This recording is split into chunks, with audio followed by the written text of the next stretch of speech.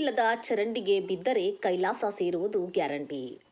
ಬೆಳಗಾವಿ ಜಿಲ್ಲೆ ರಾಮದುರ್ಗ ಪಟ್ಟಣದ ಭಾಗ್ಯನಗರ ಮತ್ತು ಶ್ರೀಪತಿ ನಗರದ ಮುಖ್ಯ ರಸ್ತೆ ಸುಮಾರು ವರ್ಷಗಳಿಂದ ಸರಿಯಾದ ರಸ್ತೆ ಕಂಡಿದ್ದಿಲ್ಲ.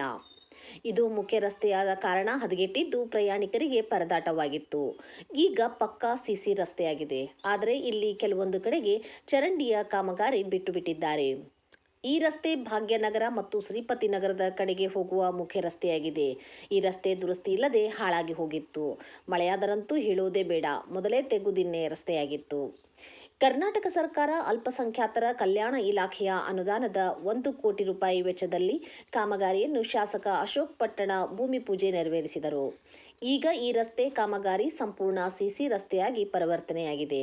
ಆದರೆ ಈ ರಸ್ತೆ ಕಾಮಗಾರಿ ಅವೈಜ್ಞಾನಿಕವಾಗಿದೆ. ಮೊದಲು ಚರಂಡಿ ಮತ್ತು ಕುಡಿಯುವ ನೀರಿನ ಪೈಪ್ಲೈನ್ ಮನೆ ಮನೆಗೆ ಹಾಕಬೇಕು. ಕುಡಿಯುವ ನೀರಿನ ಸಮಸ್ಯೆ ಇದೆ. 4-5 ದಿನಕ್ಕೊಮ್ಮೆ ನೀರು ಬರುತ್ತದೆ. ಅದಕ್ಕೆ ಮೊದಲು ಚರಂಡಿ ಮತ್ತು ಪೈಪ್ಲೈನ್ ಮಾಡಬೇಕಿತ್ತು. ನಂತರ ರಸ್ತೆ ಕಾಮಗಾರಿಯಾಗಬೇಕು. ಇಲ್ಲಿ ಚರಂಡಿ ಹಾಳಾಗಿ ಹೋಗಿದೆ ಮತ್ತು ಕುಡಿಯುವ ನೀರಿನ ಸಮಸ್ಯೆ ಇದೆ. ಚರಂಡಿಯ ನೀರು ಮನೆಗಳಿಗೆ ನುಗ್ಗಿ ಮನೆಗಳು ಹಾಳಾಗಿ ಹೋಗಿವೆ. ಎಲ್ಲಿ ನೋಡಿದರೂ ಚರಂಡಿ ತುಂಬಿ ತುಳುಕುತ್ತವೆ.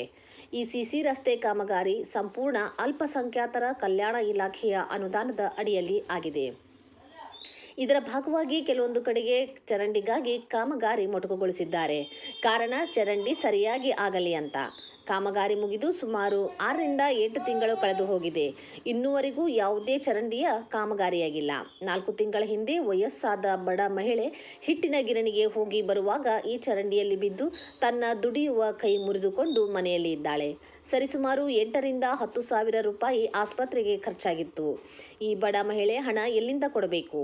ಈ ಘಟನೆಗೆ ಅಧಿಕಾರಿಗಳು ಕಾರಣ ಎನ್ನಬಹುದು. ಇನ್ನಾದರೂ ಇತ್ತ ಕಡೆ ಗಮನ ಹರಿಸ್ತಾರಾ ಎಂಬುದನ್ನು ಕಾದು ನೋಡಬೇಕಿದೆ.